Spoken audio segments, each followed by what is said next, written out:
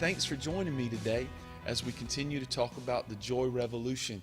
Last week, we looked at Hebrews 12:2, and we learned that it was joy that empowered Jesus to endure the cross. It was God's joy at work in the life of Jesus that gave him what he needed to get through what he hated the most. And when I think about the cross, and I think about everything that the cross entailed, when I think about Jesus being betrayed and being rejected, when I think about him being falsely accused and lied about, when you think about Jesus being beaten across his back, when you think about a crown of thorns, when you think about his beard being pulled out, when you think about him being slapped and punched and the swelling and the pain and the anguish, and then having to carry his own cross and then being laid on that cross and then nailed to it. It's a horrible picture. But in the midst of all this horror, Jesus made an amazing statement. He prayed an amazing prayer.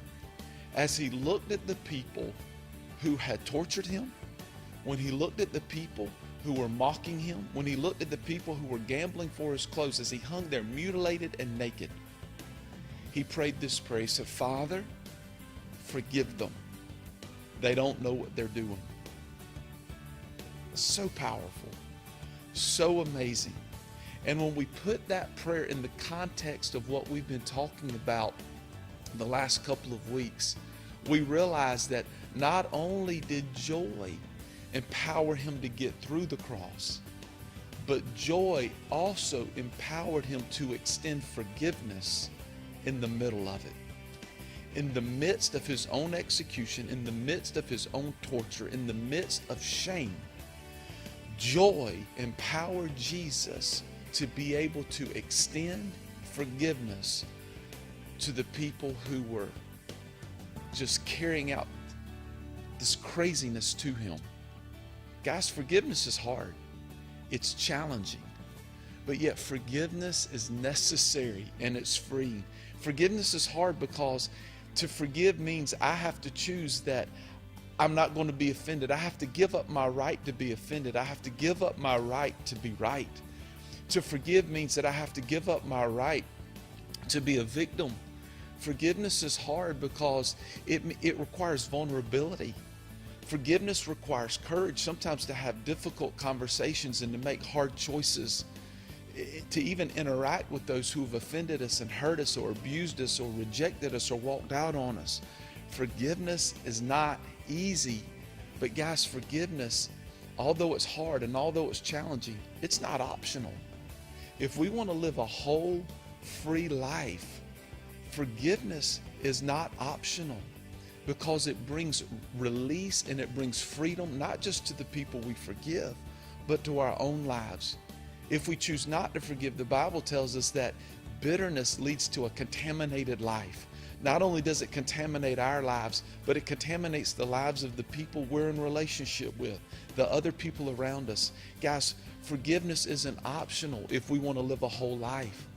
Forgiveness is also tied to God's forgiveness in our lives. In Matthew 5, Jesus tied our ability to receive God's forgiveness to our willingness to forgive other people.